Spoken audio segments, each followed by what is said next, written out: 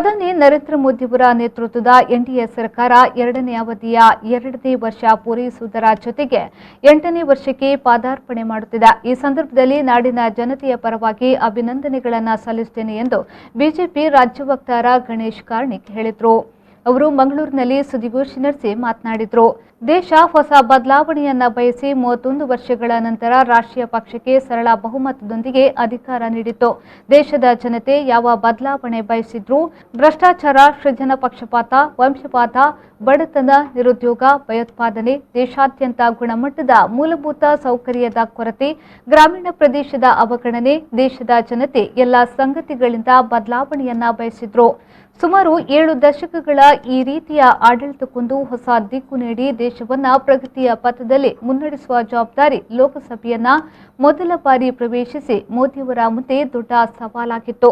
ಮಾತ್ರವಲ್ಲದೆ ಇದೀಗ corona ತೌಕ್ತಿ as ಚಂಡಮಾರುತ ಎದುರಿಸುವುದು ಕೂಡ ದೊಡ್ಡ ಸವಾಲಾಗಿತ್ತು ಎಂದು ಹೇಳಿದರು. 7 ವರ್ಷಗಳು ಪೂರ್ಣಗೊಳ್ತಾ ಇದೆ.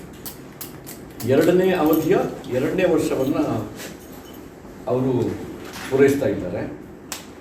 ಈ ಸಂದರ್ಭದಲ್ಲಿ ಕರ್ನಾಟಕ ನಾಡಿನ ಜನತೆಯ ಪರವಾಗಿ, ನಮ್ಮ ಪಕ್ಷದ ಎಲ್ಲ ಕಾರ್ಯಕರ್ತರ ಪರವಾಗಿ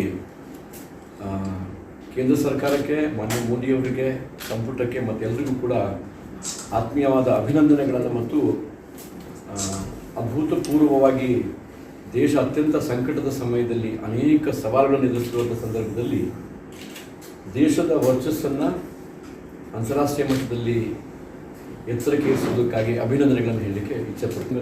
ಚರ್ಚೆಗೆ ಆಸ್ಪದ ಕೊಟ್ಟಂಥ ಅನೇಕ ಸಂಗತಿಗಳು, ಅದು ಡಿಮಾನಿಟೈಸೇಷನ್ ಇರ್ಬೋದು, 1 ನೇಷನ್ 1 ಟ್ಯಾಕ್ಸ್ ಇರ್ಬೋದು, 1 ನೇಷನ್ 1 ರೇಷನ್ ಕಾರ್ಡ್ ಇರ್ಬೋದು, ಹೊಸ ಶಿಕ್ಷಣ ನೀತಿ ಇರ್ಬೋದು.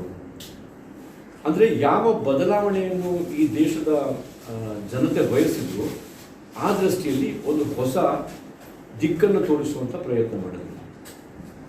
ಬಹಳ ಪ್ರಮುಖವಾಗಿ ಅಂತಾರಾಷ್ಟ್ರೀಯ ಮಟ್ಟದಲ್ಲಿ ದೇಶದ ವರ್ಚಸ್ಸನ್ನು ಮೇಲೆತ್ತರಕ್ಕೆ ತೆಗೆದುಕೊಂಡು ಹೋಗುವಂಥ ರೀತಿಯಲ್ಲಿ ಮತ್ತು ಭಾರತದ ಯಾವ ಪ್ರಧಾನಿಯೂ ಯಾವ ನಾಯಕರು ಕೂಡ ಅಂತಾರಾಷ್ಟ್ರೀಯ ಮಟ್ಟದಲ್ಲಿ ವಿಶ್ವ ನಾಯಕತ್ವ ವಹಿಸಿಕೊಳ್ಳುವಂಥ ಒಂದು ವ್ಯವಸ್ಥೆ ನಿರ್ಮಾಣ ಆಗಿರಲಿಲ್ಲ. ಆನಂತರ ಬಿಜೆಪಿ ಜಿಲ್ಲಾಧ್ಯಕ್ಷರಾದ ಸುದರ್ಶನ್ ಮೂಡಬಿದ್ರಿ ಅವರು ಮಾತನಾಡಿ, ಕೊರೋನಾ ಸೋಂಕನ್ನು ತಡೆಗಟ್ಟುವಲ್ಲಿ ಜಿಲ್ಲೆಯ 8 ವಿಧಾನಸಭಾ ಕ್ಷೇತ್ರದಲ್ಲಿ ಬಿಜೆಪಿ ಕಾರ್ಯಕರ್ತರು ಸೇವಾ ಕಾರ್ಯವನ್ನ ಮಾಡುತ್ತಿದ್ದಾರೆ.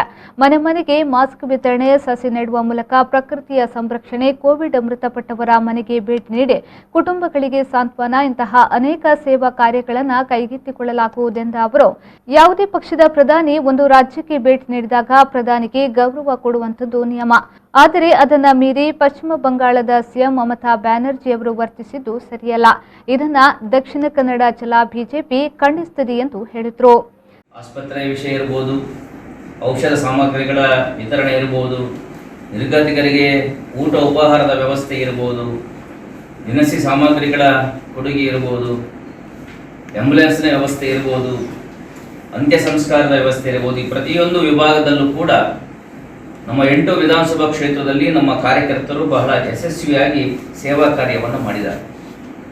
ನಾಳೆ ರಾಜ್ಯಾಧ್ಯಕ್ಷರ ಸೂಚನೆಯ ಮೇರೆಗೆ ನಮ್ಮ ದಕ್ಷಿಣ ಕನ್ನಡ ಜಿಲ್ಲೆಯಲ್ಲಿ ಅವರ ಉಪಸ್ಥಿತಿಯಲ್ಲಿ ಪ್ರತಿಯೊಂದು ಬೂತಿನಲ್ಲೂ ಕೂಡ ಅನೇಕ ಸೇವಾ ಕಾರ್ಯವನ್ನು ಮಾಡಬೇಕೆನ್ನುವ ಸಂಕಲ್ಪವನ್ನು ಮಾಡಿದ್ದೇವೆ.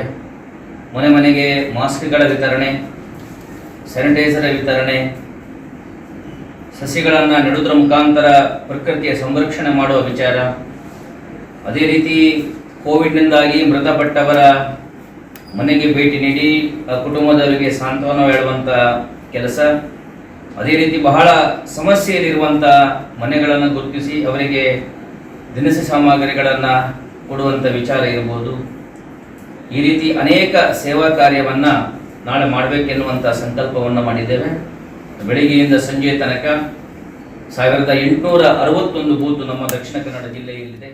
ಸುದ್ದಿಗೋಷ್ಠಿಯಲ್ಲಿ ಬಿಜೆಪಿ ವಕ್ತಾರರಾದ ಜಗದೀಶ್ ಶೆಣವ, ರವಿಶಂಕರ್ ಮಿಜಾರ್ ಮತ್ತಿತರರು ಉಪಸ್ಥಿತರಿದ್ದರು.